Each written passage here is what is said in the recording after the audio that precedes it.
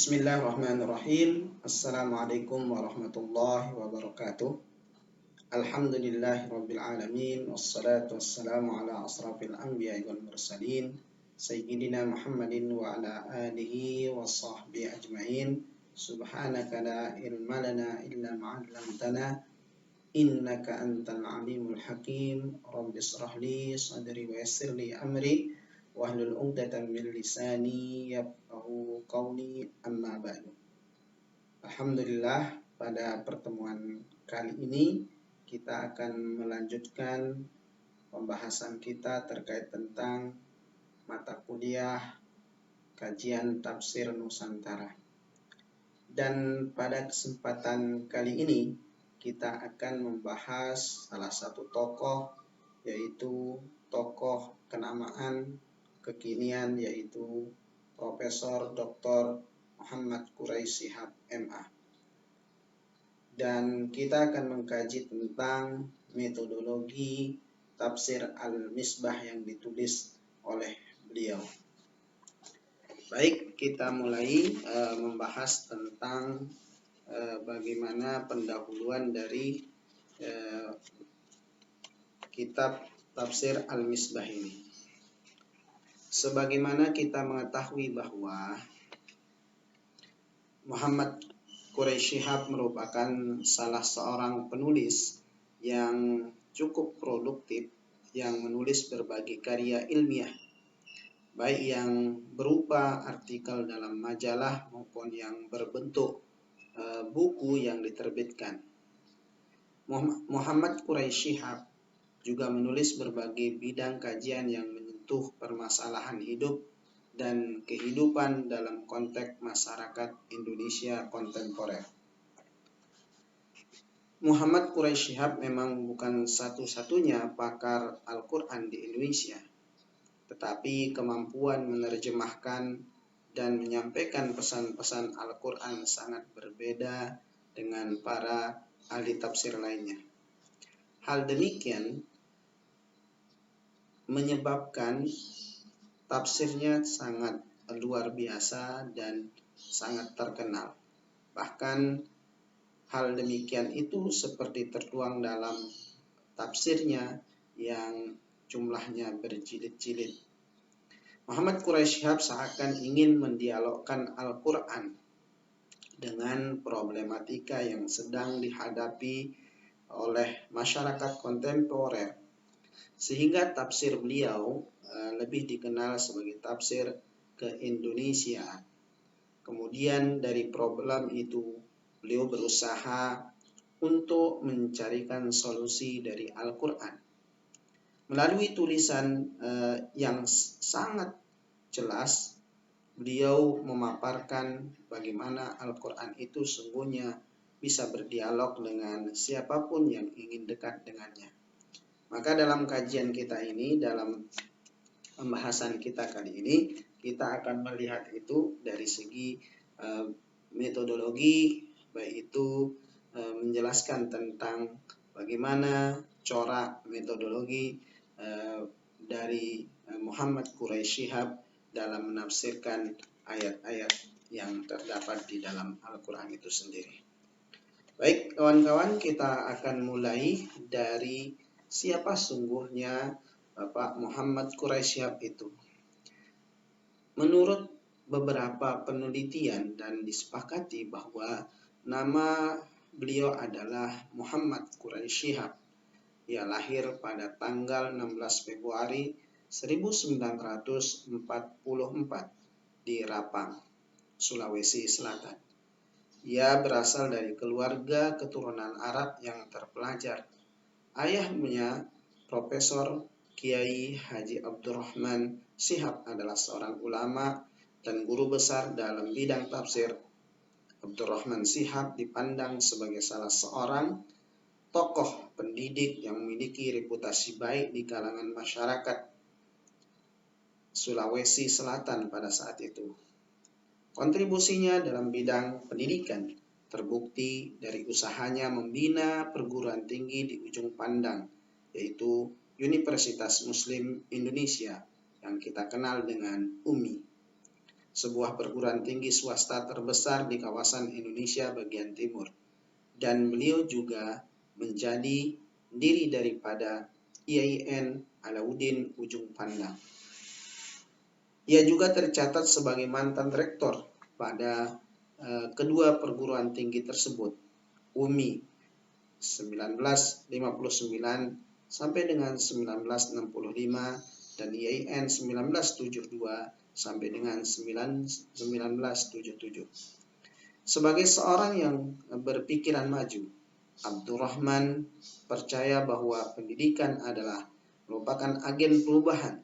Sikap dan pandangan yang demikian maju itu dapat dilihat dari latar belakang pendidikannya, yaitu Jamiatul Khair, sebuah lembaga pendidikan Islam tertua di Indonesia. Murid-murid yang belajar di lembaga ini diajari tentang gagasan pembaharuan, gerakan dan pemikiran Islam.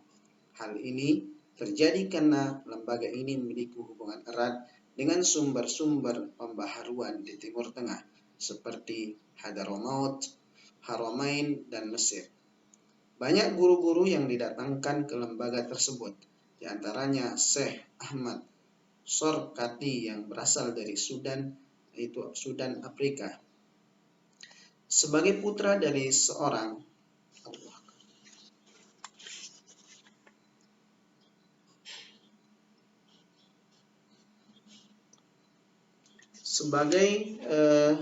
putra dari seorang guru besar, Muhammad Quraisy Shihab tumbuh dan mendapatkan motivasi awal dari benih kecintaan terhadap bidang studi tafsir dari ayahnya yang sering mengajaknya anak-anaknya duduk bersama.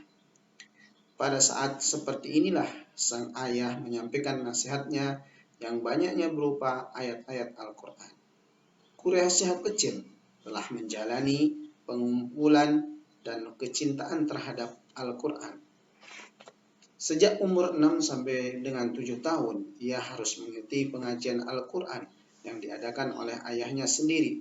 Selain menyuruh membaca Al-Quran, ayahnya juga menguraikan secara sepintas kisah-kisah dalam Al-Quran.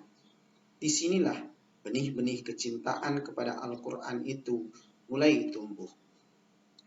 Pendidikan formalnya dimulai dari sekolah dasar di Ujung Pandang. Setelah itu ia melanjutkan ke sekolah lanjutan tingkat pertama di Kota Malang sambil nyantri di Pondok Pesantren Darul Hadis Al-Falakiyah di kota yang sama. Untuk mendalami studi keislaman, Muhammad Quraisy Shihab dikirim oleh ayahnya ke Al-Azhar Kairo pada tahun 1958 dan diterima di kelas 2 Sanawiyah. Setelah itu, beliau melanjutkan studinya ke Universitas Al-Azhar pada Fakultas Usuluddin jurusan Tafsir Hadis. Pada tahun 1967, ia meraih gelar LC, singkatan Sarjana S1. 2 tahun kemudian, pada tahun 1969, Muhammad Quraisy Shihab berhasil meraih gelar MA pada jurusan yang sama dengan tesis berjudul Al-Ijaz At-Tashri' lil Qur'anul Karim, yaitu kemujizatan Al-Qur'anul Karim dari segi hukum.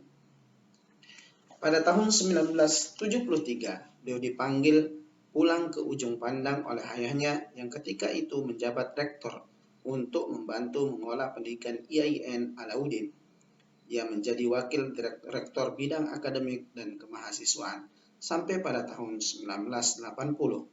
Di samping menduduki jabatan resmi itu, beliau juga sering mewakili ayahnya yang uzur karena usia dalam menjalankan tugas-tugas pokok tertentu. Berturut-turut, Muhammad Quraisy Shihab yang pandai ini turut ikut serta dalam kegiatan-kegiatan yang sifatnya itu adalah tentang pendidikan. Bahkan Muhammad Quraisy Shihab diserahi berbagai jabatan seperti koordinator perguruan tinggi swasta wilayah 7 Indonesia bagian timur, membantu pimpinan Kepolisian Indonesia Timur dalam bidang pembinaan mental dan sederetan jabat lainnya di luar kampus. Di celah-celah kesibukan ia masih sempat merampungkan beberapa tugas penelitiannya, antara lain penerapan kerukunan hidup beragama di Indonesia, pada tahun 1975 dan masalah-masalah wakaf di Sulawesi Selatan pada tahun 1978. Untuk mewujudkan cita-citanya, ia mendalami studi ilmu al-tafsir pada tahun 1980. Muhammad Quraisy Shihab kembali menuntut ilmu ke alma maternya, Al-Azhar, mengambil spesialisasi dalam studi Al-Quran.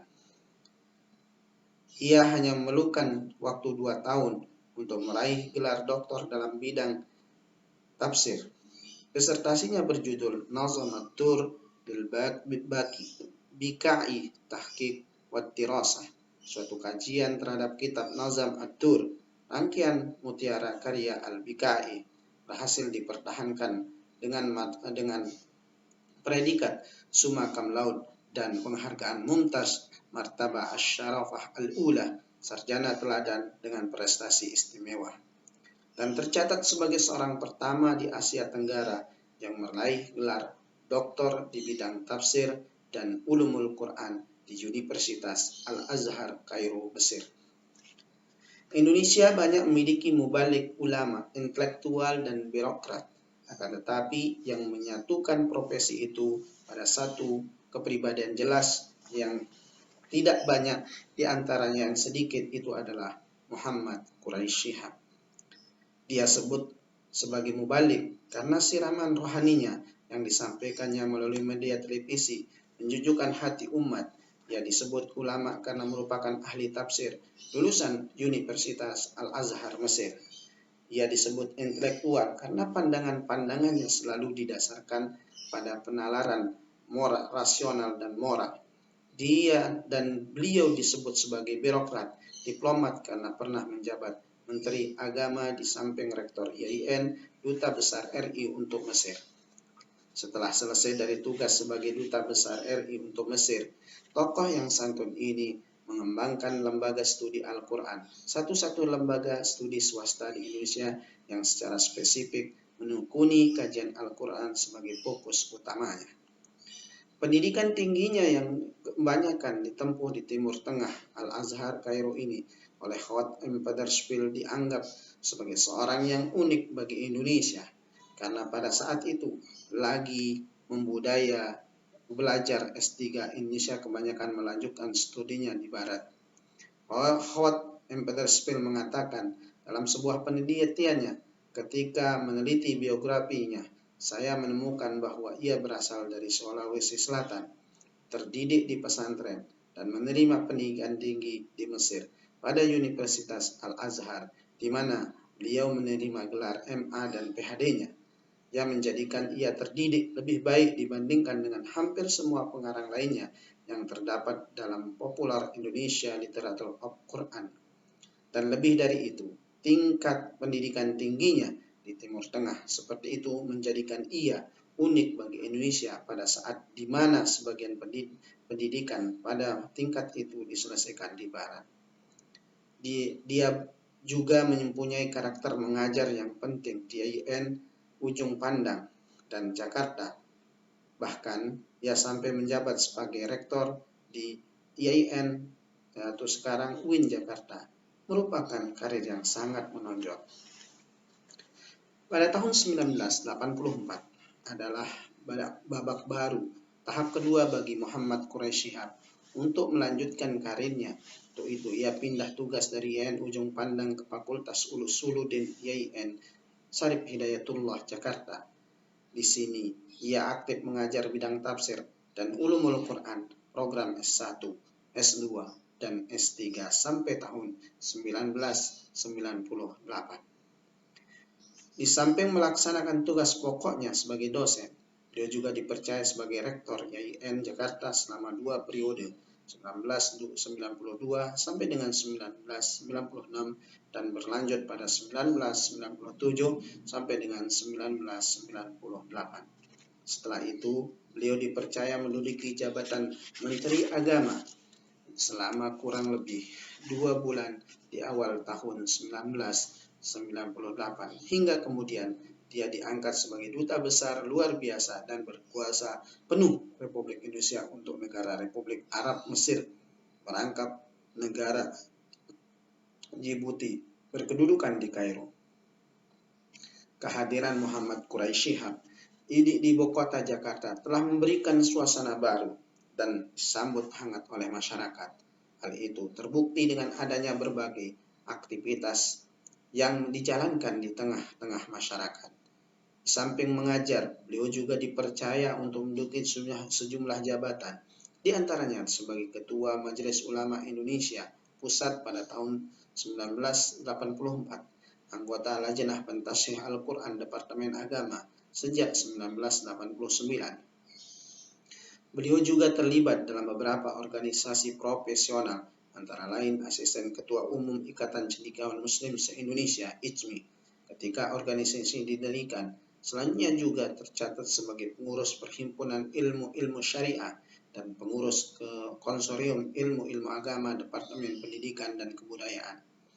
Aktivitas lain yang ia lakukan adalah sebagai Dewan Redaksi Studia Islamika, Indonesia Journal of Islamic Studies, Ulumul Quran, Mimbar Ulama, dan Refleksi Jurnal Kajian Agama dan Filsafat. Semua penerbitan ini berada di Jakarta. Di samping kegiatan tersebut, Muhammad Quraisy Shihab juga dikenal sebagai penulis dan penceramah yang handal, berdasar pada latar belakang keilmuan yang tokoh yang ia tempuh melalui pendidikan formal serta ditopang oleh kemampuannya menyampaikan pendapat dan gagasan dengan bahasa yang sederhana tapi lugas, rasional, dan kecenderungan pemikiran yang moderat. Ia tampil sebagai penceramah dan penulis yang bisa diterima oleh semua lapisan masyarakat.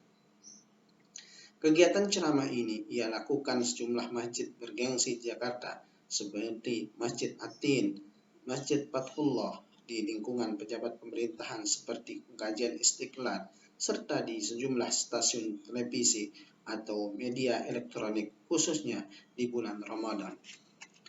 Beberapa stasiun TV seperti RCTI, Metro TV mempunyai program khusus selama Ramadan yang diasuh oleh Muhammad Quraisy Shihab. Di sela-sela berbagai kesibukan, ia masih terlibat dalam berbagai kegiatan ilmiah di dalam negeri maupun di luar negeri, dan aktif dalam kegiatan tulis-menulis. Beberapa buku yang telah dihasilkan adalah Tafsir Al-Manar, Istimewaan dan Kelemahannya 1988,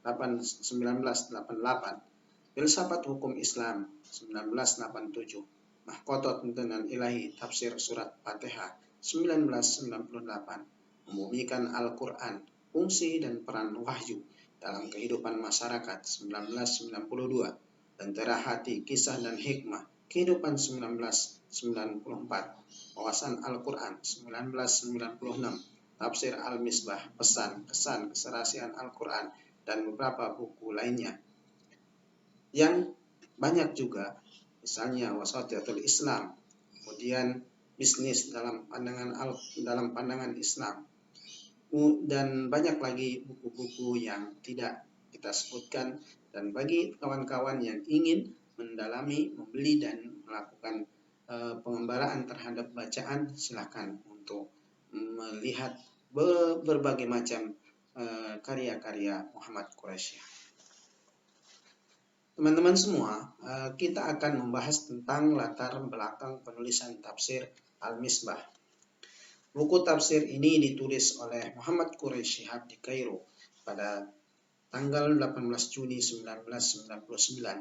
Sekalipun pada saat itu nama beliau belum namanya Tafsir Al-Misbah, tapi bisa dikatakan sebagai embrio penulisan Tafsir Al-Misbah.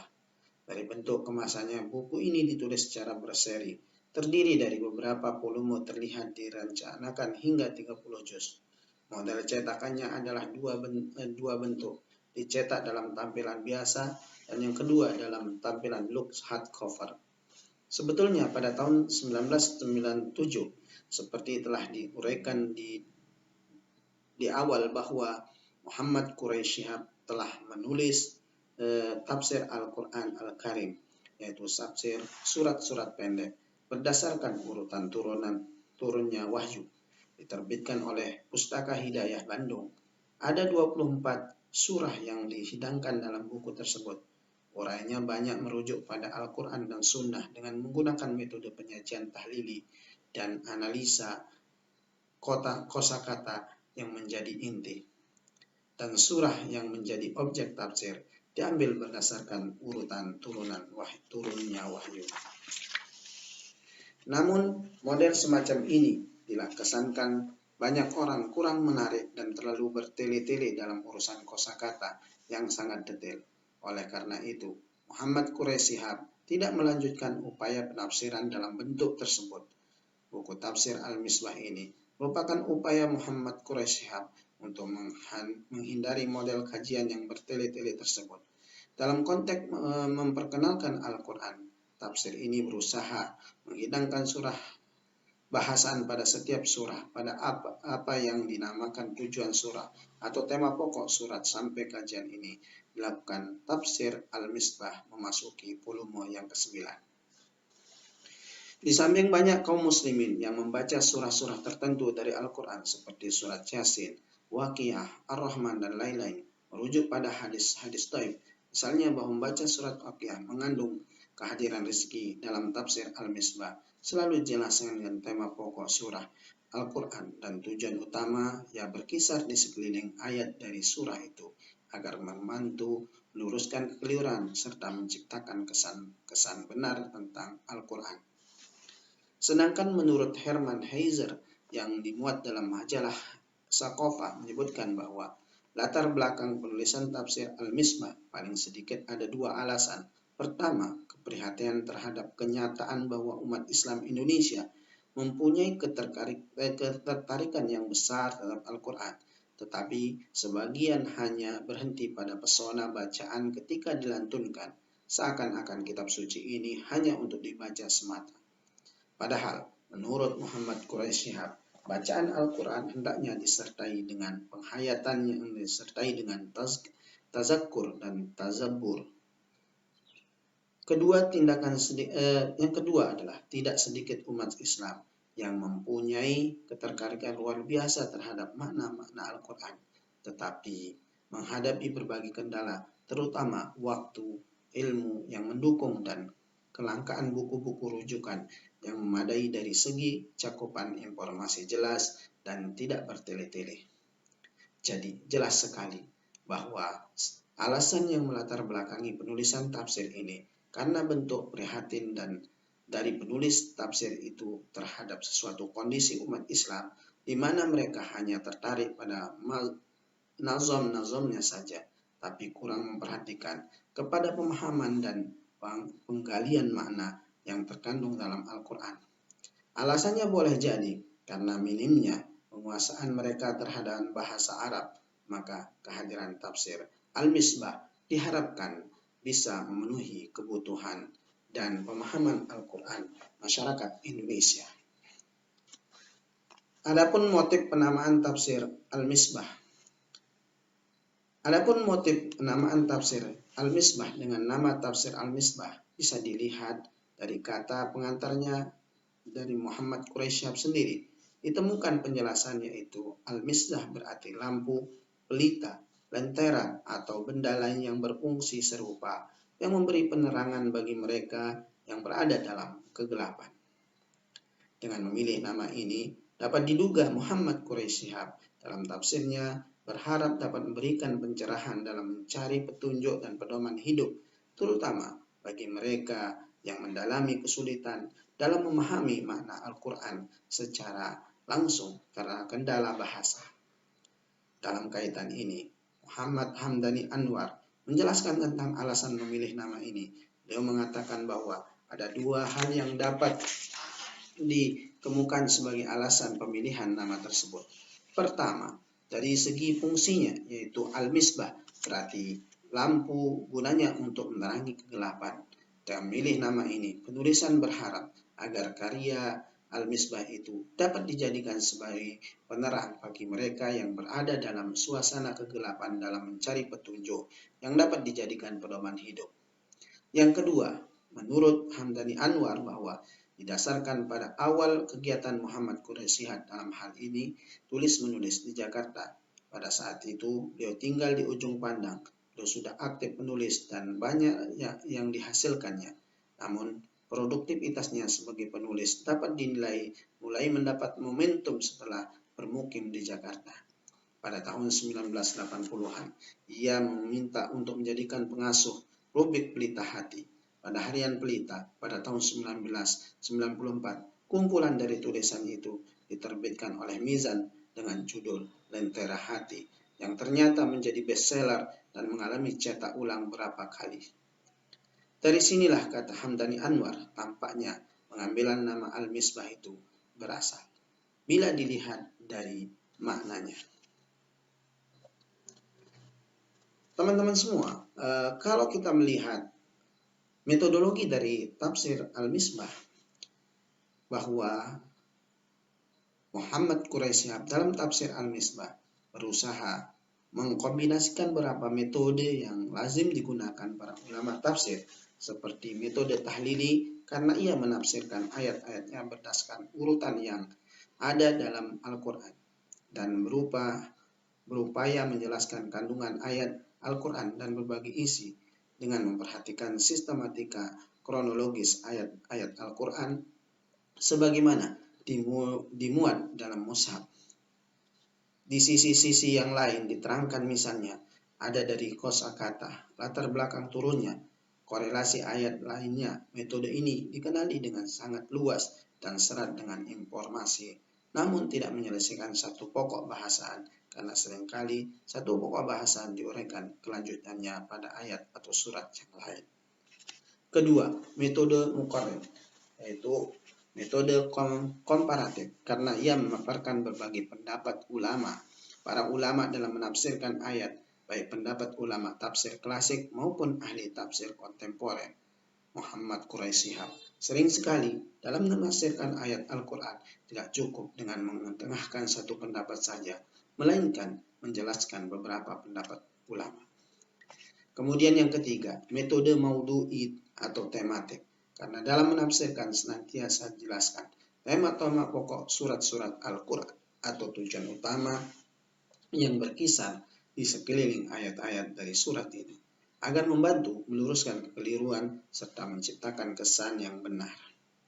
Hal tersebut dapat dilihat pada pengakuan Muhammad Quraisy Shihab dalam sambutan sekapur sirihnya menegaskan, dalam konteks memperkenalkan Al-Quran dalam buku ini, penulis berusaha dan akan terus berusaha menghidangkan bahasaan setiap surat pada apa yang dinamai tujuan surat atau pokok surat.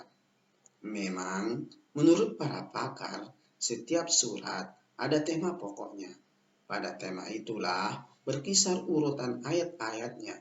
Jika kita mampu memperkenalkan tema-tema pokok itu, maka secara umum kita dapat memperkenalkan pesan utama dari setiap surat dan memperkenalkan tujuan surat dan tema pokok setiap surat dari 114 surat yang ada dalam Al-Quranul Karim. Kitab suci ini akan dikenal lebih dekat dan lebih mudah. Nah, itulah kata sekapur siri dari Muhammad Quraisy Shihab ketika menjelaskan tentang tafsir Al-Misbah terkait tentang metodenya. Nah, pada metode tematik mufasir berusaha mengkoleksi ayat-ayat Al-Quran yang bertebaran di beberapa surat dan mengkaitkan dengan satu persoalan, satu tema yang telah ditentukan. Selanjutnya, ia melakukan analisis terhadap kandungan ayat tersebut sehingga tercipta satu kesatuan yang utuh. Bahasaan metode tematik lazimnya menyangkut masalah-masalah kekinian yang menjadi persoalan mendesak bagi umat. Oleh karena itu, upaya mengkontekstualisasi pesan Al-Quran menjadi sangat penting. Menurut Ahmad Sukri Saleh, secara umum, metode tematik memiliki dua bentuk kajian. Pertama, pembahasan menyangkut satu surat Al-Quran secara utuh dan menyeluruh dengan menjelaskan maksudnya yang umum dan spesifik, menerangkan kaitan antara berbagai persoalan yang dimuatnya sehingga surat ini tampak dalam bentuk yang utuh dan dimuat sehingga utuh dan cermat. Dalam hal ini, mufasir hanya menyampaikan pesan yang dikandung dalam surat itu saja. Misalnya pesan-pesan yang dimulai dalam surat Al-Baqarah, Ali Imran, atau Al-Kahfi. Biasanya, kandungan pesan tersebut tersirat dari nama surat dan ditafsirkan. Contohnya, pesan yang dikandung surat Al-Kahfi, yang secara literal berarti gua. Dalam penafsiran, mufasir akan menegaskan bahwa gua tersebut akan dijadikan sebagai tempat perlindungan, shelter, atau sekelompok muda yang mengisolasi diri dari kejaman penguasa di zamannya, di mana diketahui bahwa surat tersebut dapat memberikan perlindungan bagi siapa yang menghayati, mengamalkan pesan-pesannya. Selanjutnya, setiap ayat atau kelompok yang termaktub dalam surat Al-Kahfi diusahakan untuk mengaitkannya dengan makna perlindungan. Yang kedua, mengkoleksi sejumlah ayat dari berbagai surat yang membahas atau persoalan tertentu yang sama. Lalu ayat-ayat ditata sedemikian rupa dan diletakkan di bawah satu topik bahasaan dan selanjutnya ditafsirkan secara tematik. Pandangan Muhammad Quraish Shihab tentang metode tematik dengan bentuk yang pertama dapat kita simak dari uraian tafsirnya dalam tafsir Al-Misbah yang menerangkan tentang surat An-Nahl. Beliau menerangkan bahwa nama An-Nahl terambil dari kata yang disebut pada ayat ke-68. Hanya sekali itulah Al-Quran menyebutnya. Dan juga ulama juga menamainya surah An-Ni'am karena banyak nikmat yang diurai di sini. Selain itu, dalam menafsirkan tema dari kata An-Nahl, beliau mengutip beberapa mufasir seperti Sayyid Qutb, Tabatabai, dan Imam As-Suyuti. Di antaranya, ia disimpulkan sebagai kutip dari kesimpulan Tabatabai bahwa tujuan utama surah ini adalah penyampaian tentang dekatnya ketetapan Allah, yaitu kemenangan agama yang hak. Allah Subhanahu wa Ta'ala, Tuhan yang Maha Esa, yang wajib disembah karena Dia yang mengatur alam raya. Demikian juga dengan pemeliharaan dan banyak lagi yang lain seperti keanekaragaman warna madu yang dihasilkan serta khasiat madu itu sebagai obat, padahal sumber makanan lebah adalah kembang dan buah-buahan yang bermanfaat dan juga yang berbahaya. Namun dari kedua bentuk tersebut, bentuk tematik ini, seperti bentuk karya tafsir Muhammad Quraish Shihab lebih cenderung menggunakan tafsir tematik bentuk yang pertama dalam tafsir Al-Misbahnya, serta tidak mengesampingkan metode tahlili. Sebagaimana pandangannya ini menyajikan kotak kelompok ayat-ayat yang berisi pesan-pesan Al-Quran yang terdapat pada ayat-ayat yang terangkum pada surat saja. Akan tetapi dengan tidak meninggalkan metode tahlil dan membahas menyangkut surat-surat Al-Quran secara utuh dan menyeluruh dan menjelaskan dengan umum dan spesifik. Dalam hal ini, beliau juga mengakui bahwa tidak mudah menerapkan metode maudhu'i. Mufasir yang menggunakan metode ini dituntut untuk memahami ayat demi ayat yang berkaitan dengan judul yang ditetapkan, seperti menghadirkan pengertian kosakata, sebab-sebab turunnya korelasi antar ayat yang dinamai dengan munasabah, dan lain sebagainya dihidangkan dalam bentuk metode tahlili. Demikianlah sehingga yang menerapkan metode ini tidak dapat mengabaikan metode tahlili, walaupun kandungan metode itu tidak dihidangkan secara tegas dalam sajian maudhu'inya. Model seperti ini yang diterapkan dalam tafsir Al-Misbah dengan tetap mempergunakan metode tematik dalam sistematika sasaran penafsiran yang mengarahkan kepada pesan Al-Quran, sasaran kebutuhan masyarakat, yaitu di mana pendudukan dengan metode tahlili agar tidak bercerai-berai ayat-ayatnya serta tetap menjaga kebutuhan ayat sehingga terhindar dari penafsiran yang sepotong serta terhindar dari menyita waktu yang sangat lama. Teman-teman semua, kita akan melanjutkan pembahasan kita tentang bentuk dan corak penafsiran yang dilakukan oleh Muhammad Quraish Shihab. Bentuk tafsir Al-Misbah atau dilihat dari segi sumber penafsiran termasuk dalam kategori tafsir birra'yi karena dalam menafsirkan ayat-ayatnya cenderung menggunakan argumentasi rasio di samping bersumber dari hadis-hadis Nabi dan Al-Quran itu sendiri. Sedangkan corak tafsirnya adalah adab sosial kemasyarakatan atau yang disebut al-adab al-ijtimai. Hal itu seperti ditegaskan oleh Hamdani Anwar bahwa corak tafsirnya lebih cenderung kepada masalah-masalah yang berlaku atau terjadi di masyarakat. Penjelasan-penjelasan diberikan dalam banyak hal selalu berkaitan dengan persoalan yang sedang dialami umat itu. Di uraian diupayakan menjawab persoalan-persoalan yang ada dan mencarikan solusi atau jalan keluar dari masalah-masalah tersebut. Dengan demikian diharapkan bahwa tafsir yang ditulisnya sampai memberikan jawaban terhadap segala sesuatu yang menjadi persoalan umat, karena bagi Muhammad Quraisy bahwa Al-Quran memang sangat tepat untuk dijadikan sebagai pedoman dan petunjuk.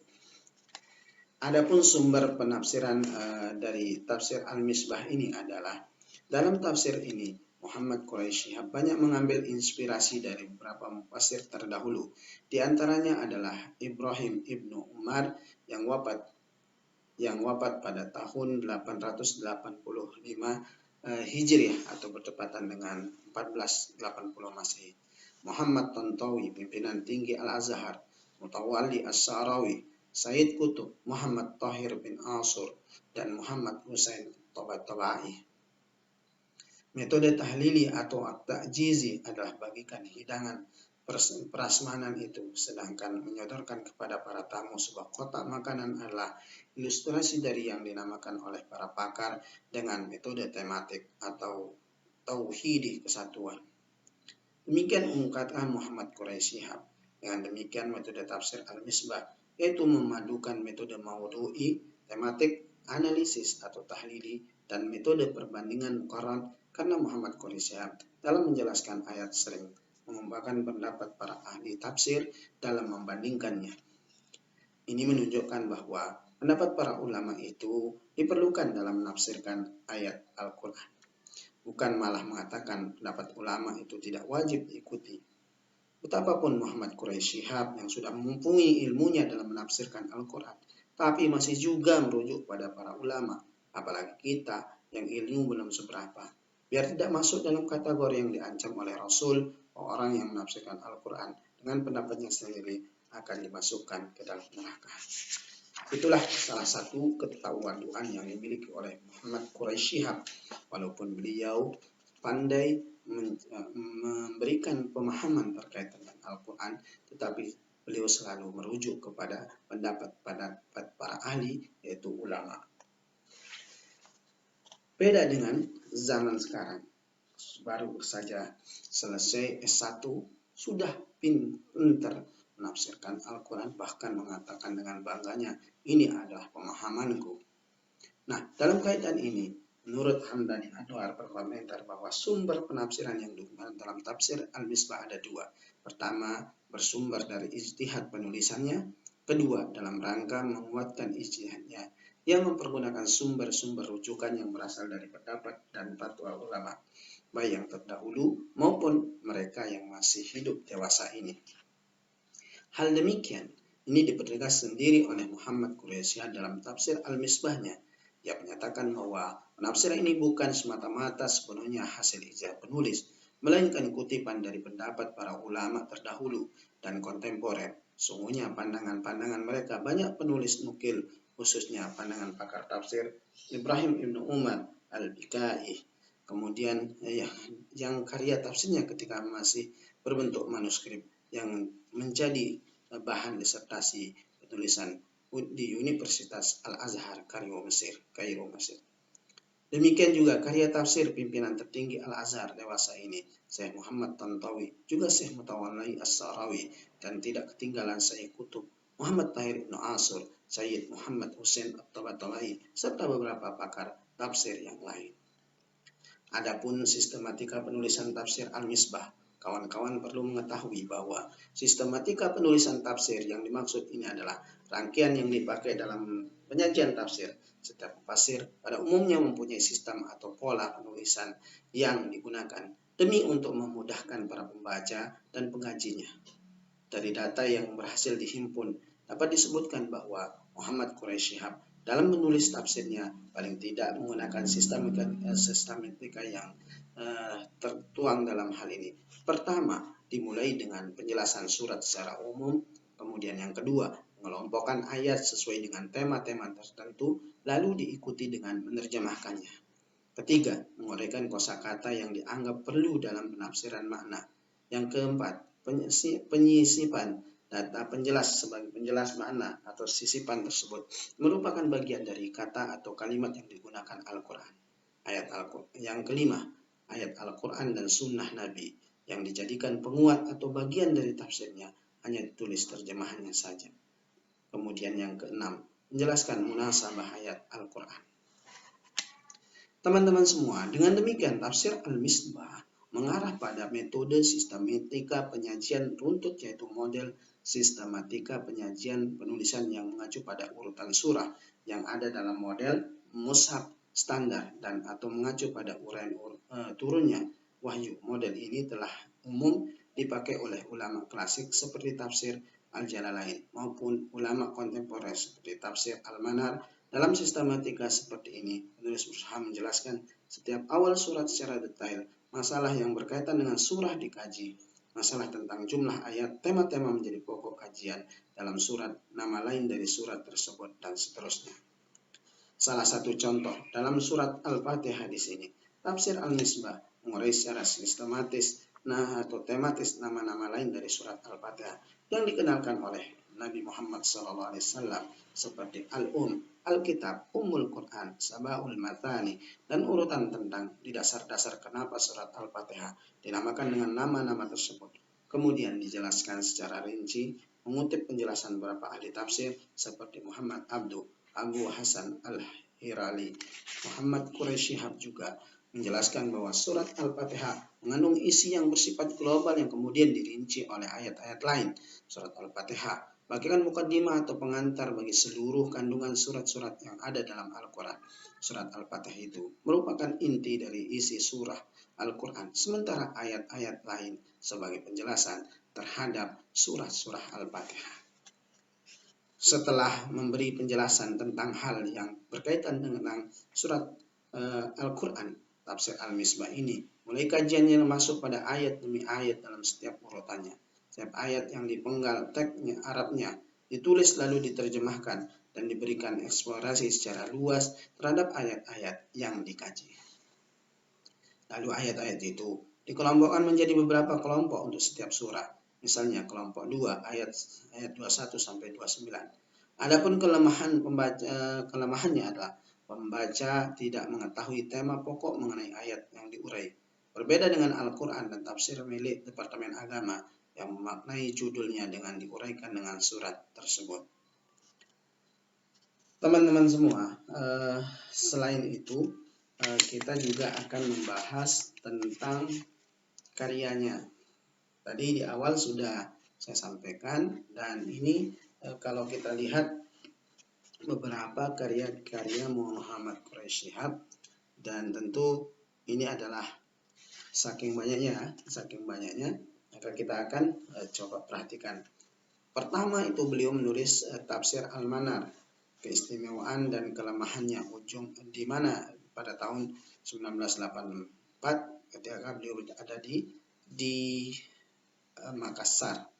Menyikap tabir ilahi Asmaul Husna dalam perspektif Al-Quran, pengantin Al-Quran, fatwa-fatwa Muhammad Quraisy Shihab seputar Quran dan hadis, fatwa-fatwa Muhammad Quraisy Shihab seputar tafsir Al-Quran, satu Islam sebuah dilema, filsafat hukum Islam, pandangan Islam tentang perkawinan muda, kedudukan wanita dalam Islam, membumikan Al-Quran, fungsi kedudukan wahyu dalam kehidupan masyarakat, lentera hati, kisah dan hikmah kehidupan, studi kritis tafsir Al-Manar, wawasan Al-Quran, tafsir Maudi atas berbagai persoalan umat, tafsir Tafsir Al-Quran secercah cahaya ilahi, hidup bersama Al-Quran, hidangan ilahi, tafsir ayat-ayat tahlili, jalan menuju ke keabadian, tafsir Al-Misbah, menjemput maut, bekal perjalanan menuju Allah,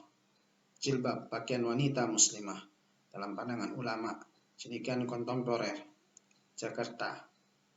Kemudian logika agama, kedudukan wahyu, batas-batas akal dalam Islam, rasionalitas Al-Quran, studi kritis atas tafsir Al-Manar, menabur pesan ilahi Al-Quran dan dinamika kehidupan masyarakat.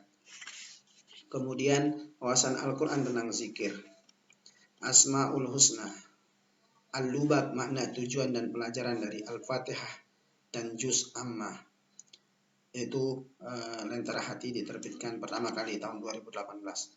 40 hadis kudusi pilihan, doa harian bersama Muhammad Quraisy Shihab, seri yang halus dan tidak terlihat jin dalam Al-Quran, seri yang halus tak terlihat malaikat dalam Al-Quran, seri yang halus dan tak terlihat setan dalam Al-Quran.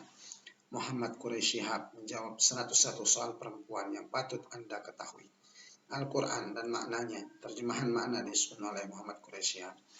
Memumikan Al-Quran jilid 2, memfungsikan wahyu dan kehidupan, membaca sirah Nabi Muhammad SAW dalam suratan Al-Quran dan hadis sahih, doa Asmaul Husna, dan menulis tentang ini, itu wasatiyah, yaitu wawasan Islam tentang moderasi beragama. Kemudian ada juga Islam dan kebangsaan, tauhid, kemanusiaan, dan kewarganegaraan. Kemudian ada syariah, ekonomi bisnis, dan bunga bank.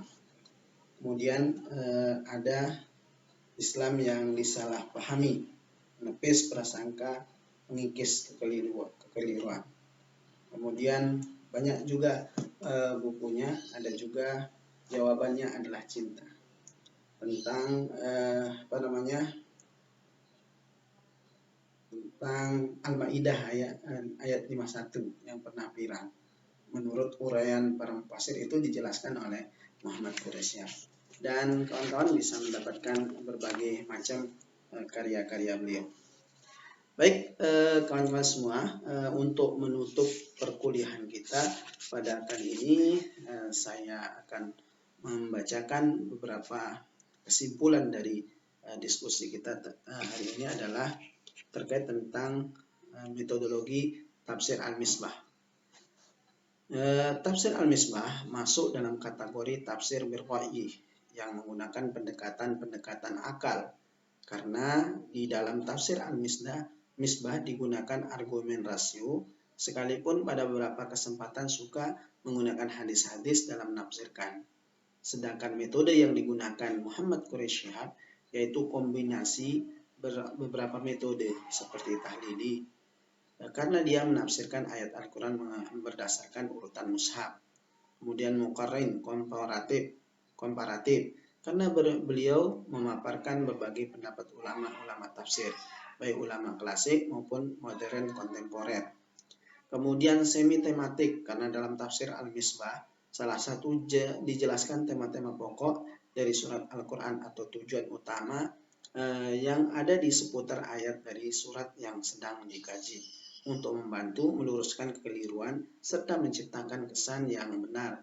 Di samping itu menunjukkan ayat lain yang berkaitan dengan ayat-ayat yang dibahas. Bahkan bisa jadi menurut pemahaman kita bahwa Muhammad Quraisy Shihab cenderung menekankan pentingnya menggunakan metode tafsir maudhu'i, yaitu penafsiran yang secara menghimpun sejumlah ayat Al-Quran yang tersebar dalam berbagai surah dalam membahas makalah yang sama. Kemudian menjelaskan pengertian menyeluruh dari ayat-ayat tersebut dan selanjutnya menarik kesimpulan sebagai jawab terhadap masalah yang menjadi pokok bahasaannya. Menurut beliau, dengan metode ini dapat diungkapkan bahwa pendapat Al-Quran tentang berbagai masalah kehidupan sekalipun dapat dijadikan bukti bahwa Al-Quran sejalan dengan perkembangan ilmu pengetahuan dan teknologi dan kemajuan peradaban.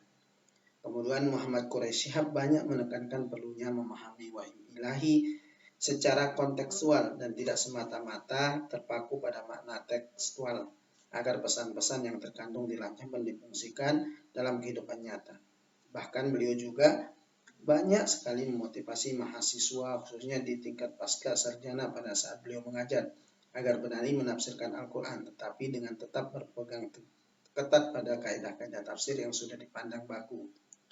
Menurut beliau, penafsiran terhadap Al-Quran tidak akan pernah berakhir dan masa ke masa selalu saja muncul penafsiran baru.